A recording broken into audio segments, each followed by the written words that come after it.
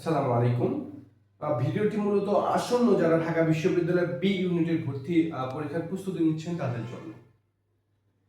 আপনারা অনেকেই আছেন বা বিগত বছরগুলোতে দেখা গিয়েছে এরকম যে প্রিলি পরীক্ষায় সর্বোচ্চ মার্ক পেয়েও সে এই রেসে টিকে থাকতে পারেনি। আমরা জানি যে প্রিলি পরীক্ষা এই পরীক্ষা মূলত দুই সিস্টেমে, একটা প্রিলি একটা রিটেন।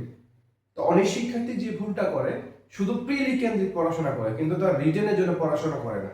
অর্থাৎ আমরা জানি যে ঢাকা বিশ্ববিদ্যালয়ে 60 মার্কস কি প্রিলি হয়, যেখানে সাধারণ জ্ঞান জিকে হয় 30 ইংলিশ 15 এবং বাংলা 15।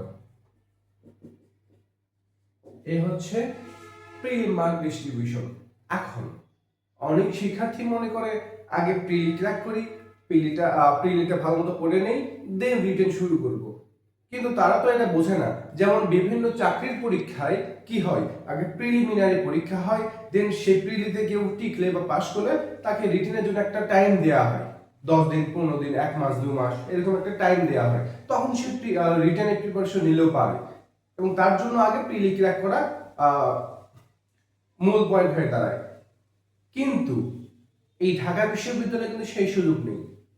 অর্থাৎ প্রিলি যেই দিন সেই সাথে একই কোশ্চেনের রিটেন হবে, এখানে কোনো সুযোগ দেয়া হবে না, কোনো ডে নাই, কোনো টাইম নাই। সুতরাং আপনি যদি শুধু প্রিলি কেন্দ্রিক পড়াশোনা করেন তাহলে রিটেনে কি করবেন? অথবা আপনি যদি ভাবেন যে আমি এখন প্রিলি ক্র্যাক করার জন্য পড়বো, শেষ 1 মাসে আমি রিটেনের জন্য পড়বো না, আসলে শেষ 1 মাসে আপনি কি করবেন? রিভিশন, মডেল টেস্ট, এটা সেটা করতে আপনি সময় চলে যাবে, আপনি কোন দিক থেকে বুঝতেই পারবেন না। সুতরাং আপনার কি করণীয়? আপনার করণীয় হলো এখন থেকে এই যে 20-20-40 এই 40 মার্কস, এইটা আপনার কতটা গুরুত্বপূর্ণ। অনেক শিক্ষার্থী আছে যারা প্রিলিতে 50+ পাই অথবা 50 নিচেও পাই, কিন্তু রিটেনে খুব ভালো করে তারা চান্স পেয়ে যায় এবং ভালো মার্কস তুলতে পারে, কারণ এই রিটেনটা একটু টাফ। রিটেন সব জায়গাতেই টাফ, এবং যারা এই রিটেনটা ভালো মতো ক্র্যাক করতে পারে তারা আসলে ভালো সাবজেক্ট পায় বা তারা আসলে চান্স পায়। অনেকে দেখা গিয়েছে যেমন 60 কথা বললাম, 60-তে 59, কি একটা হৃদয় বিদারক ঘটনা যে 60-তে 59 পেয়েছে, এরপরেও সে চান্স পায় না। কারণ এই যে প্রিলিতে কিন্তু আলাদা আলাদা পাস করতে হয়।